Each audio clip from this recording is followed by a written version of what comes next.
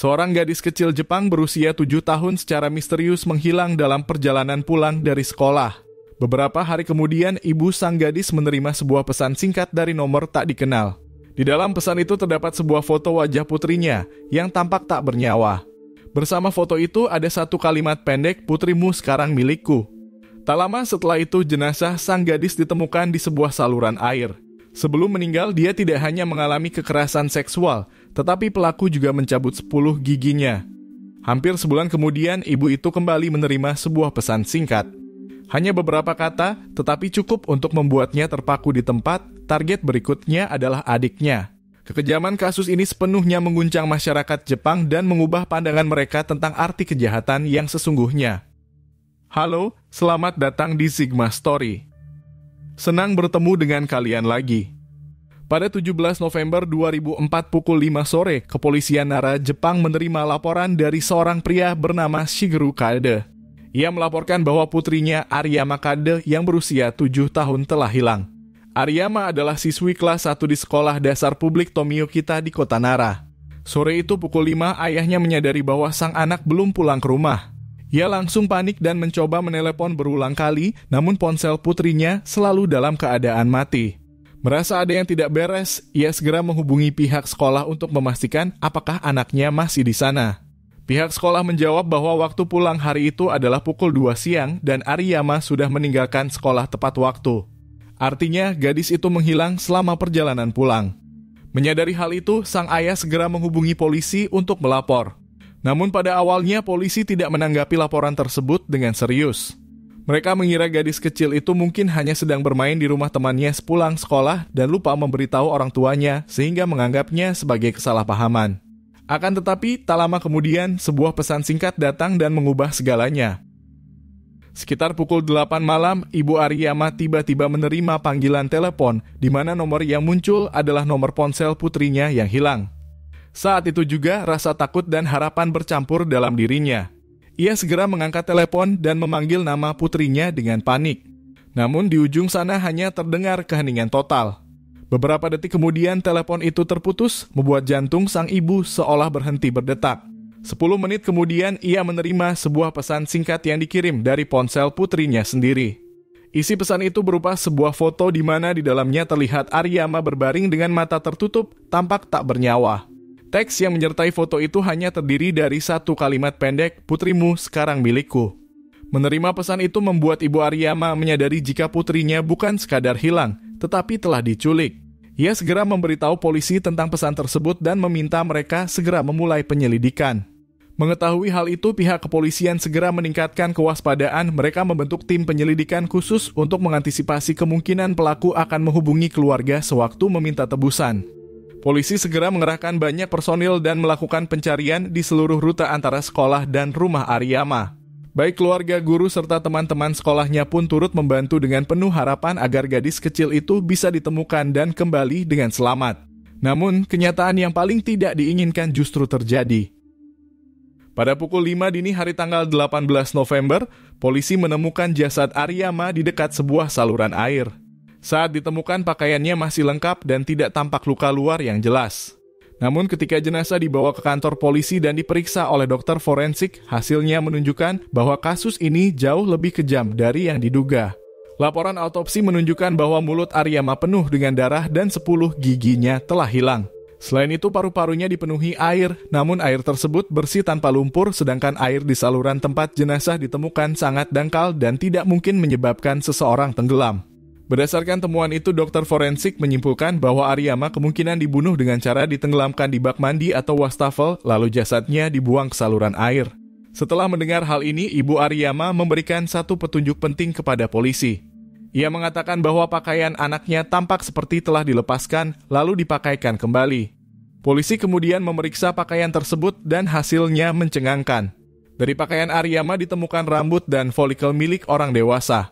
Hasil uji laboratorium menunjukkan bahwa rambut itu berasal dari seorang pria dewasa berjenis rambut kemaluan dan golongan darahnya adalah tipe B. Sebelum membunuh Ariyama, pelaku telah melakukan tindakan penyiksaan yang sangat kejam. Ia menggunakan pisau untuk memukul dan mencabut gigi korban satu persatu saat korban masih hidup, kemudian melakukan pelecehan seksual terhadapnya. Rincian mengerikan ini membuat polisi mulai curiga bahwa pelaku bukanlah orang acak, melainkan seseorang yang mungkin memiliki dendam terhadap keluarga Ariyama.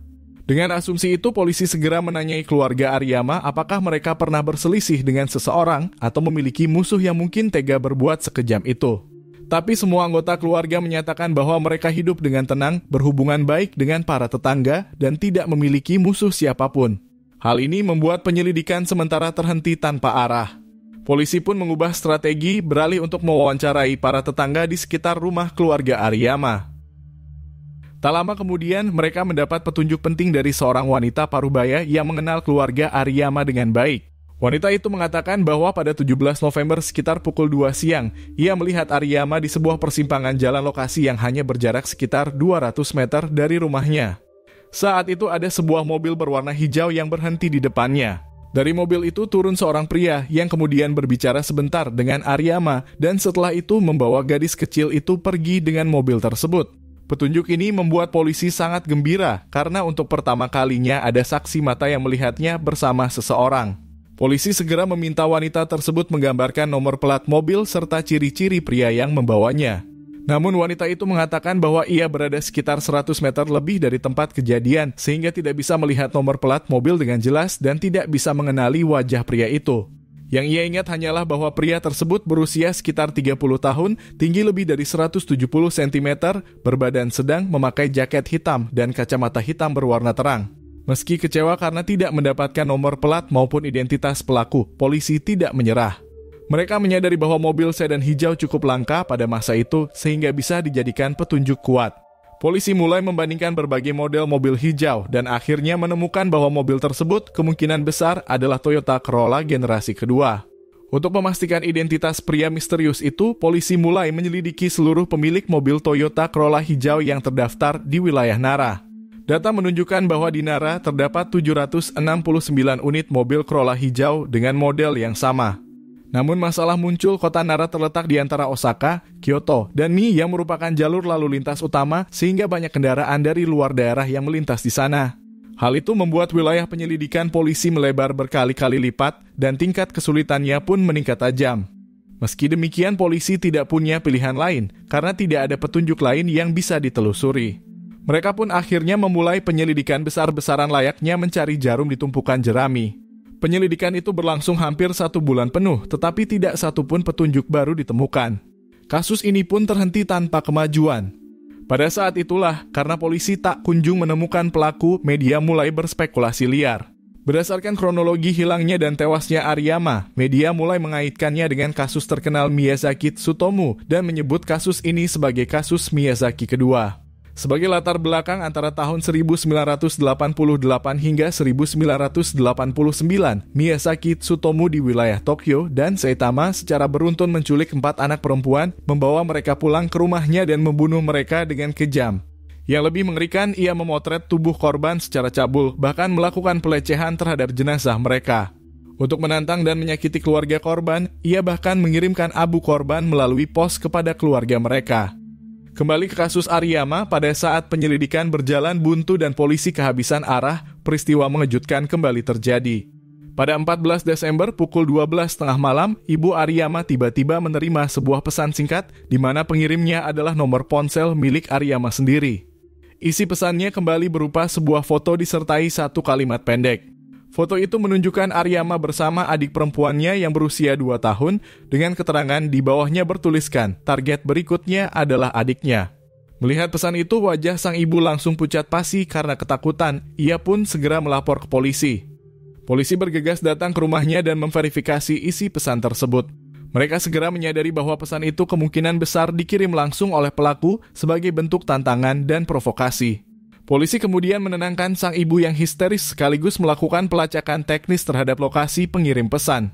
Hasil pelacakan menunjukkan bahwa 2 pesan yang diterima oleh Ibu Ariyama semuanya dikirim dari wilayah selatan Nara, tepatnya di sekitar daerah Kitakajo dan Kashihara.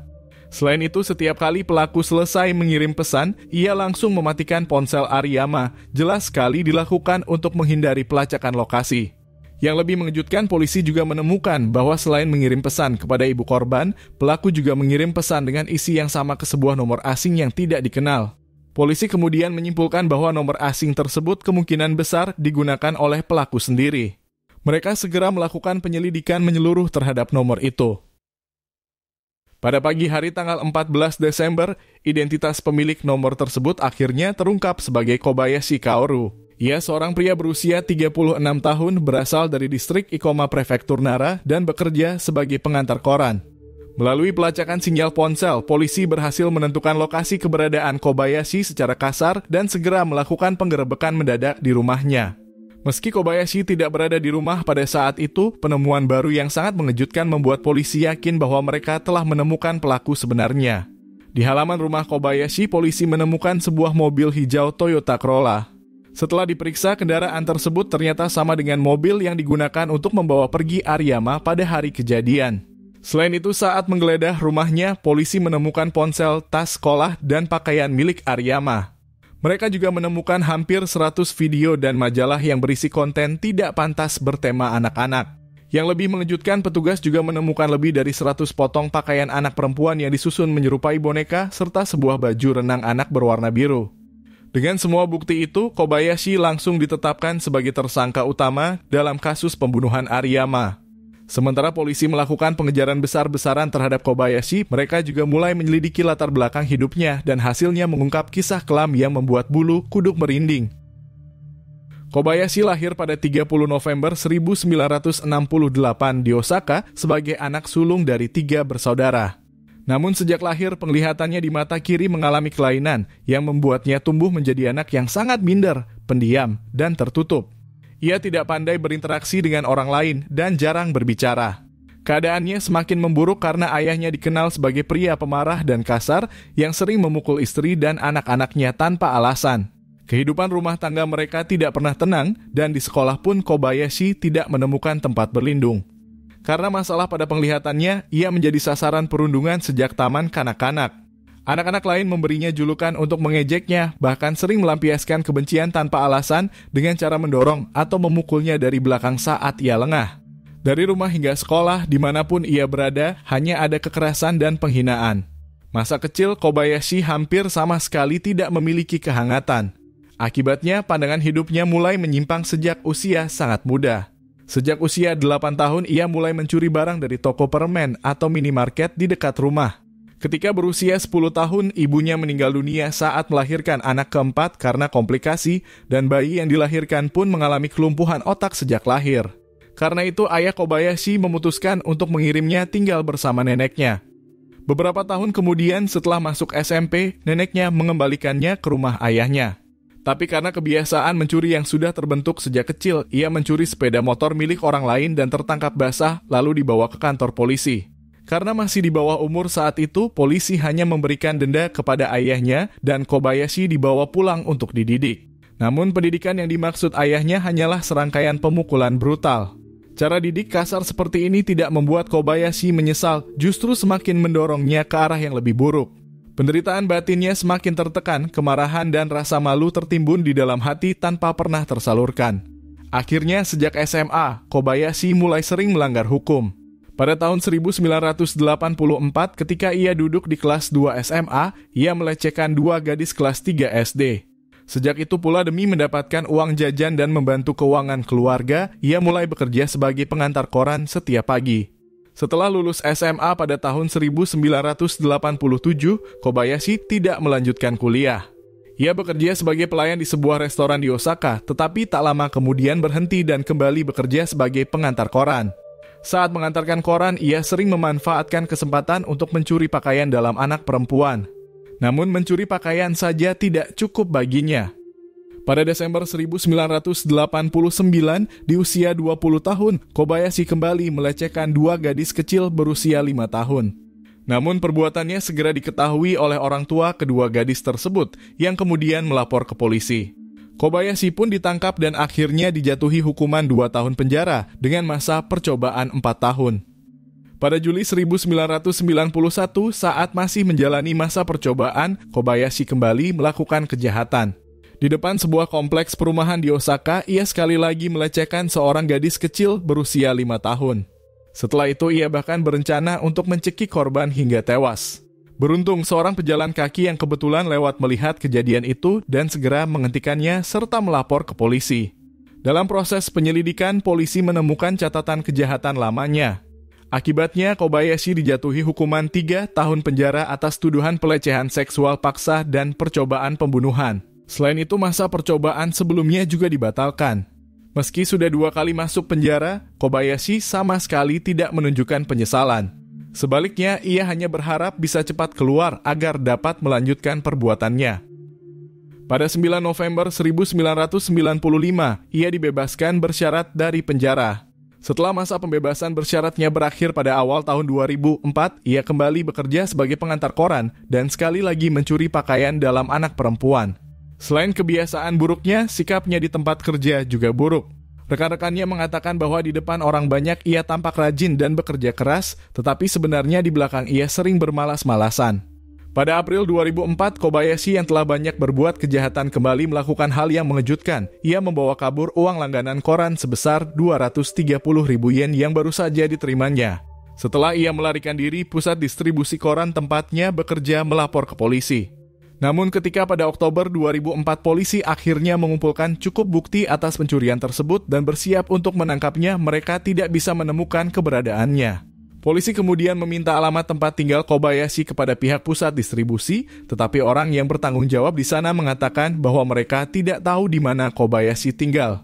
Padahal kenyataannya sang penanggung jawab tahu betul di mana Kobayashi tinggal dan bahkan masih berkomunikasi dengannya secara rutin. Alasan penanggung jawab itu berbohong adalah karena 4 bulan setelah Kobayashi melarikan diri, tepatnya pada Agustus 2004, ia kembali menghubunginya. Dalam percakapan itu, Kobayashi berjanji akan mengirimkan pembayaran setiap bulan hingga melunasi seluruh 230.000 yen, di mana itu adalah uang langganan koran yang telah ia gelapkan. Karena setelah itu Kobayashi memang benar-benar mengirim uang secara teratur setiap bulan, penanggung jawab itu pun berpikir bahwa jika polisi menangkap Kobayashi, maka sisa uangnya tidak akan bisa dikembalikan. Namun keputusan untuk membiarkannya bebas justru berakibat fatal. Waktu kejadian itu hanya terpaut 1 bulan sebelum penculikan dan pembunuhan Ariyama berlangsung. Seandainya saat itu penanggung jawab tidak berbohong dan polisi berhasil menangkap Kobayashi tepat waktu, mungkin semuanya tidak akan berakhir seperti ini. Tapi takdir berkata lain, Kobayashi berhasil melarikan diri, bersembunyi di Nara, dan akhirnya mencelakai Ariyama yang sama sekali tidak bersalah.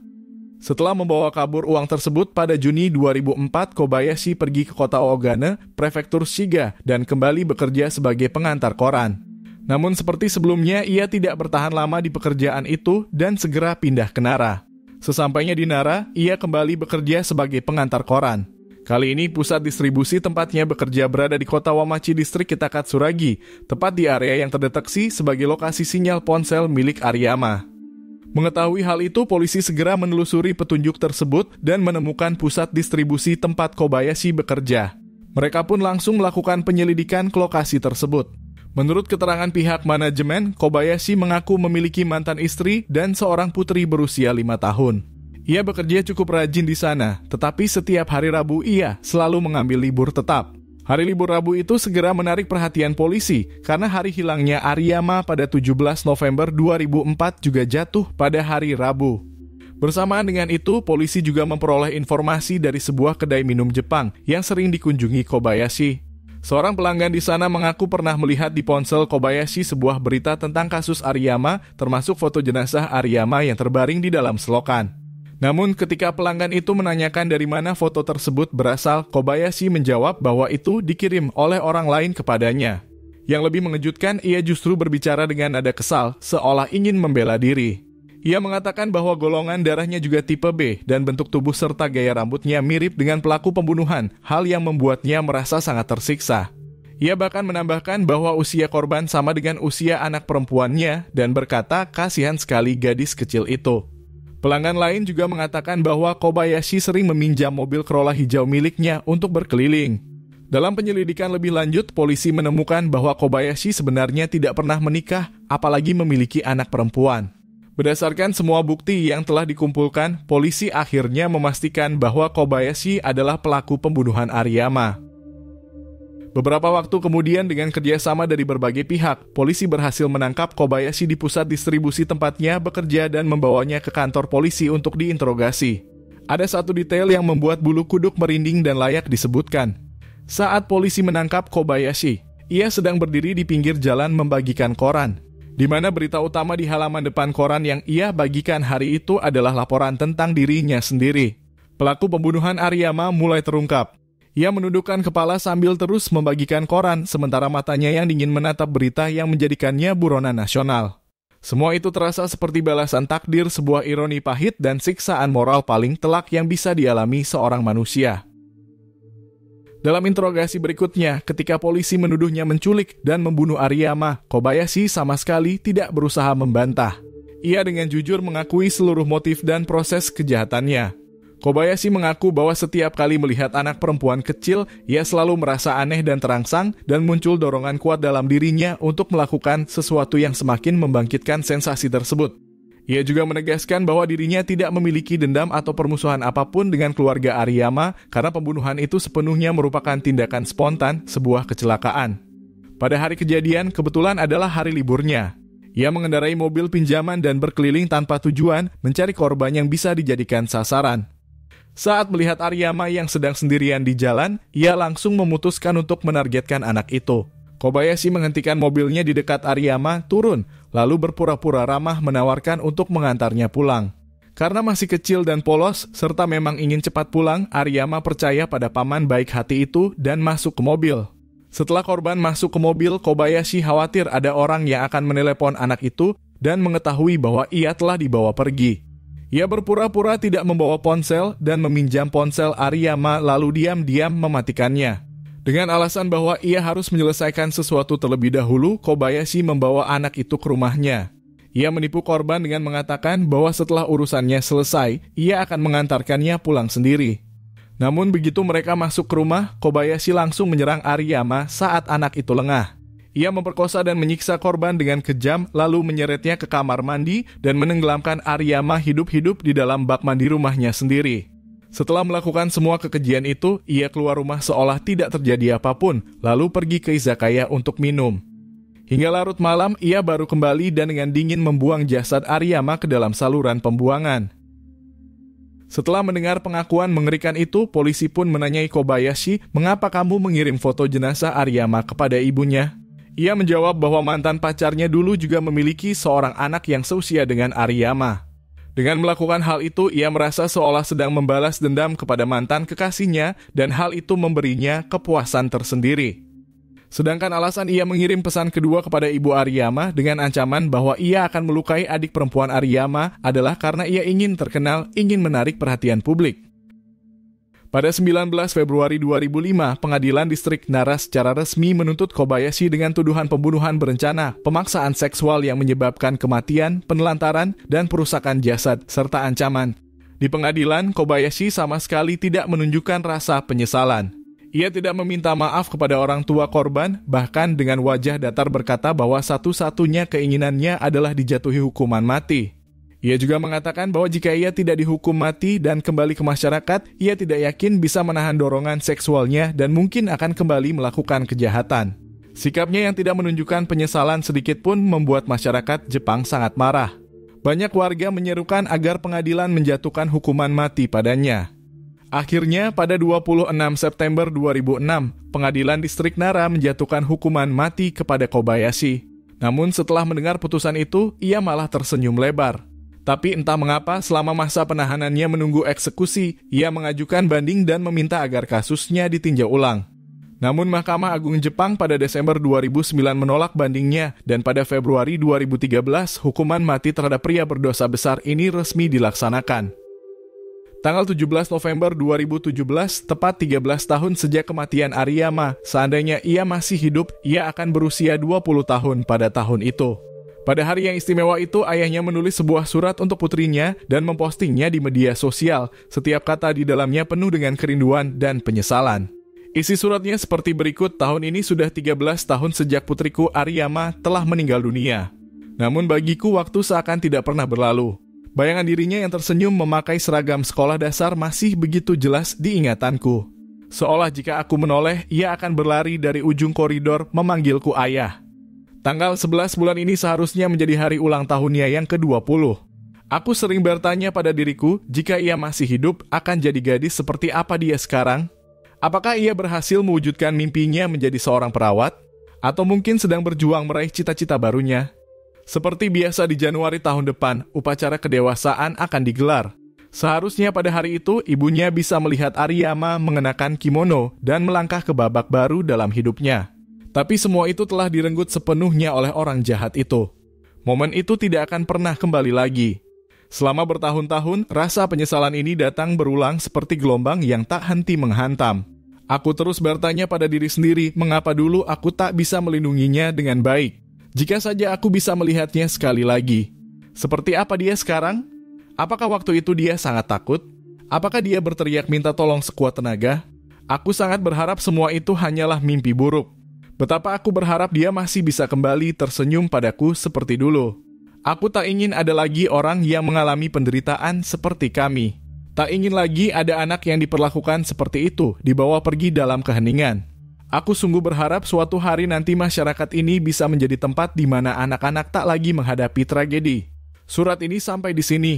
Semoga Ariyama beristirahat dengan tenang di surga. Begitulah cerita hari ini, terima kasih telah menonton.